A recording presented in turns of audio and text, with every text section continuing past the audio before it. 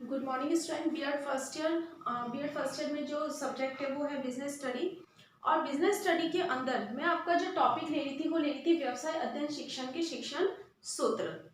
ठीक है, शिक्षण सूत्र मैंने बताया था कि शिक्षण सूत्र एक माध्यम होता है जो क्या करता है, किसी भी विषय वस्तु को आसानी से जटिल से जटिल जो कंटेंट होता है उसे इजी गोइंग में कन्वर्ट कर देता है, बच्चे आसानी से समझ जाते हैं।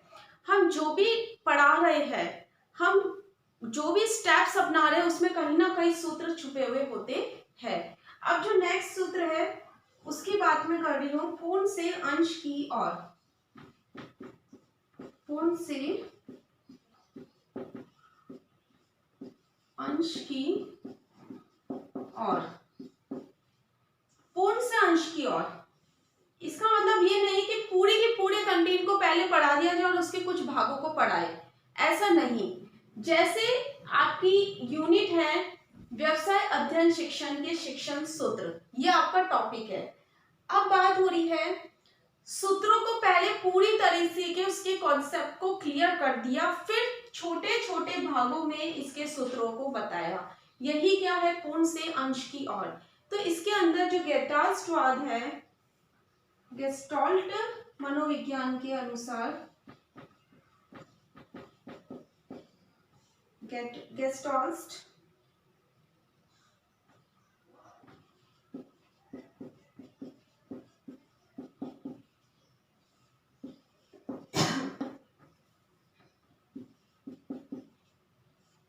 मनोविज्ञान के अनुसार छात्रों की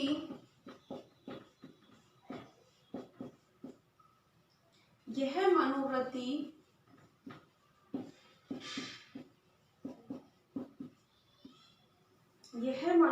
होती है कि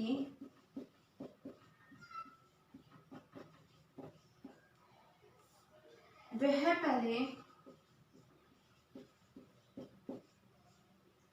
समग्र अंश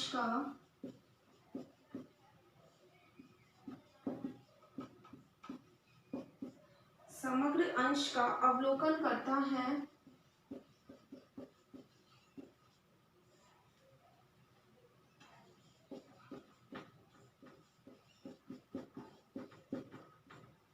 फिर उसके बाद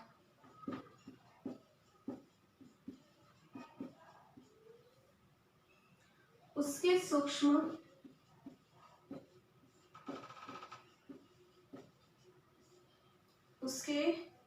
सूक्ष्म संपूर्ण अंशों का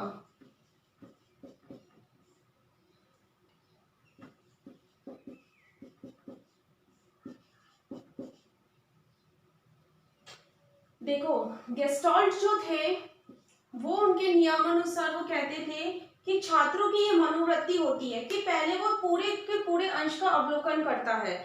जैसे हमारी ये यूनिट है विधियों की, विभिन्न प्रकार के सिद्धांत सूत्र और विधियां। अब पहले इस पूरे सबका अवलोकन करा, ऑब्जर्वेशन किया, और उसके बाद उसको छोटे छोटे अंश का अवलोकन करता है, फिर उसके बाद उसके सूक्ष्म संपूर्ण अंश का, फिर छोटे छोटे भागों में इसको सूत्र विधि सिद्धांत ऐसे भागों में इसको बांट दिया। तो यही क्या है, पूर्ण से अंश की ओर, कि बच्चों को जब पढ़ाया जाए, व्यवसाय अध्ययन शिक्षक का एक कर्तव्य होना चाहिए कि जब बच्चों को वो कोई भी कंटेंट पढ़ाए तो वो पूर्ण से अंश की ओर उसे लेके जाए। जैसे हवाई जहाज के बारे में पढ़ाना है तो पूरा का पूरा सबसे पहले हवाई जहाज का अवलोकन किया, हवाई जहाज के बारे में बताया, फिर उसके इंटरनली अंदर जो छोटे छोटे पुर्जे मशीनों के पुर्जे है उसके बारे में उन्होंने क्या किया, बच्चों को बताया। तो यही क्या माना जाता है, पूर्ण से अंश की ओर माना जाता है। फिर नेक्स्ट आता है इसके अंदर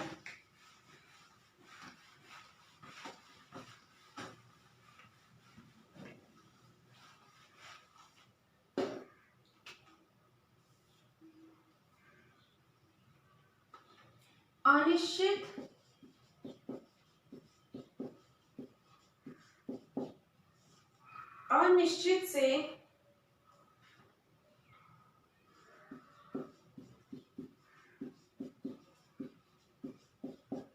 निश्चित की ओर।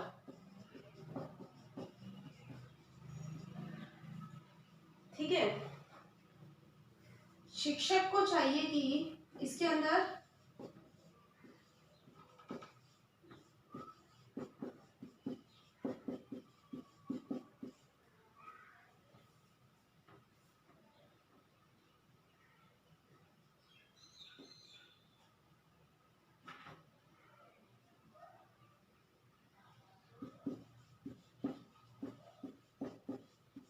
कि पहले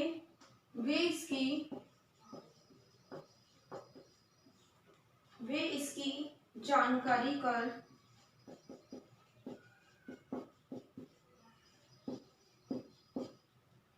उसके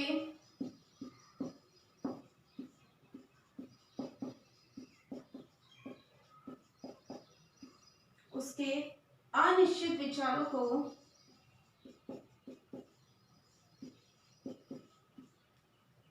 निश्चित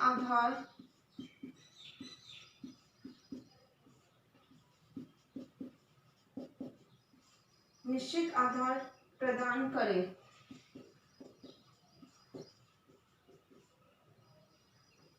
इसका मतलब ये होता है कि अनिश्चित से निश्चित की ओर जो भी पाठ्य वस्तु होती है, जो विषय वस्तु होती है, वो सबसे पहले बच्चों के लिए अनिश्चित या अस्पष्ट होती है। तो उसके लिए सबसे पहले क्या होना चाहिए कि अध्यापक क्या करता है कि पहले इसकी जानकारी करके, खुद उसका अवलोकन करके अनिश्चित विचार को निश्चित आधार प्रदान करे। जो बच्चों को अस्पष्ट है, जो बच्चों को स्पष्ट रूप से नहीं पता, उसके बारे में निश्चितता प्रदान करे। खुद अवलोकन करके बच्चों को इसके बारे में क्या प्रदान करे, एक तरह से एक जो ज्ञान बच्चों को नहीं है उसके बारे में उसे ज्ञान अवगत कराए। तो पहले कौन सा, जैसे आप गवर्नमेंट जॉब की तैयारी करते हो तो मोस्ट ऑफ सब यही बोलते हैं कि जो आपको नहीं आता पहले आप उसको कंटेंट को पढ़ो। तो वही बात होती है कि जो ज्ञान, जैसे मैं यूनिट आपको पढ़ाना स्टार्ट कर रही हूँ तो पहले मैंने उस पूरी यूनिट का आपको अवलोकन, आपको विधि और सूत्र के बारे में नॉलेज नहीं है, जब आपको सिलेबस करवाया जा रहा है तो सिलेबस के अंदर आपको उसके बारे में बताया जा रहा है, जो आपको स्पष्टता नहीं है उस चीज की, तो स्पष्टता को, जो अस्पष्टता है उसको हमने क्या किया, निश्चितता में कन्वर्ट किया। तो जब आप उस कंटेंट पे आओगे तो वो आपको इजी गोइंग में समझ में आ जाएगी। फिर नेक्स्ट आता है, जिससे क्या होगे, बच्चे अपने आप ही उस चीज के लिए परिपक्व हो जाएंगे। फिर नेक्स्ट आता है, विश्लेषण से संश्लेषण की ओर। विश्लेषण से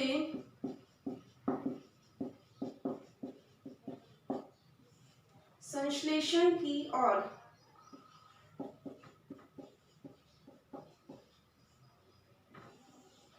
विश्लेषण से संश्लेषण की ओर, ये कहाँ काम में आती है, जब विभिन्न प्रकार की जटिल समस्याएं बच्चों के सामने आती है, कोई कंटेंट उन्हें जटिल लगता है तो हम उसे आसान बनाने के लिए इस विधि का प्रयोग करते हैं कि कोई भी चीज जब हमें टफ लगती है तो हम उसको टुकड़े करते हुए क्या करते हैं, पढ़ने की कोशिश करते हैं। तो विश्लेषण से तात्पर्य क्या होता है,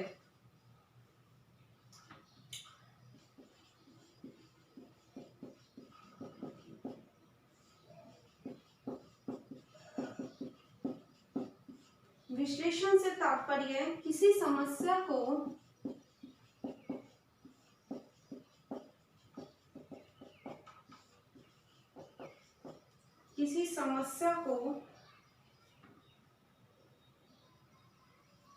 छोटे छोटे अंशों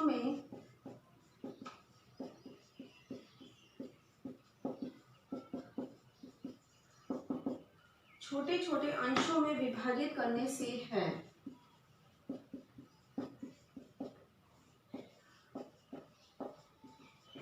कि जो विषय वस्तु हमें जटिल लग रही है तो उसको हम छोटे छोटे भागों में विभाजित कर दो।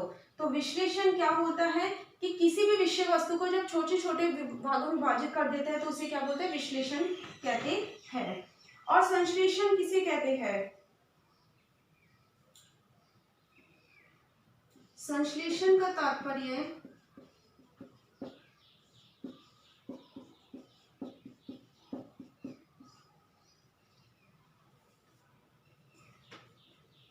जोड़ने या मिश्रण करने से है।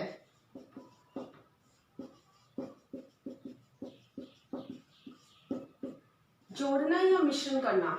अब इस चीज को समझो, जैसे बच्चों को उत्पादन के साधनों के बारे में हमें बताना और वो उसके लिए एक जटिल विषय वस्तु है।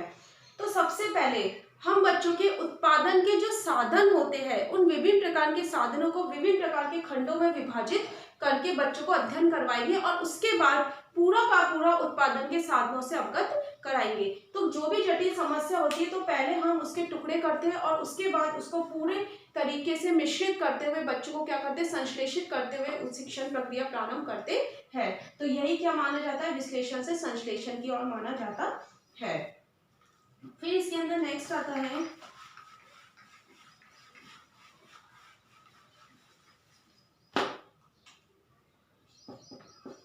संश्लेषण से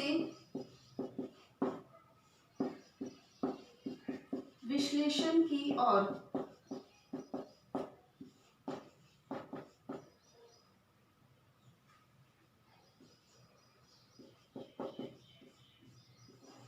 ये उसके विपरीत होता है और कि सबसे पहले हमारे पास जो मिश्रित होता है, जो मिश्रण होता है उसको हम अलग अलग भागों में डिवाइड करते हैं और ये कहाँ पे वैलिड होता है, ये होता है हमेशा प्रयोगशाला विधि में। प्रयोगशाला विधि में उत्पादन के साधनों का अध्ययन करना है तो उत्पादन के साधन की जो इकाई है, इकाई के साथ साथ उसकी जो प्रक्रिया होती है वो सभी बच्चों को उसकी अवगत कराना चाहिए कि किस प्रकार हम एक प्रोडक्शन कर सकते हैं। तो प्रोडक्शन का जो सारा प्रोसेसिंग है पहले बच्चों को वो करवाया जाता है और फिर उसके बारे में धीरे धीरे लास्ट में हम क्या बताते हैं, बच्चों को उसके अंशों के बारे में बताते हैं। मतलब जैसे प्रयोगशाला विधि में आपके पास पूरा का पूरा मिश्रण होता है और हम उससे क्या बनाते हैं, एक प्रोडक्शन तैयार करते हैं या एक एक्सपेरिमेंट रेडी करते हैं। तो इसके आगे और कौन से सूत्र है वो मैं आपको नेक्स्ट वीडियो में बताऊंगी।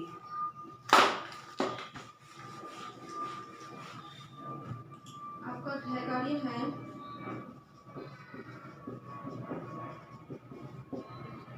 विश्लेषण से संश्लेषण सूत्र को स्पष्ट कीजिए। एक एग्जाम्पल लेके आपको ये स्पष्ट करना है, आप अपने अकॉर्डिंग एक एग्जाम्पल आप लोगे। ठीक है, घर पे रहिए, सुरक्षित रहिए। Thank you.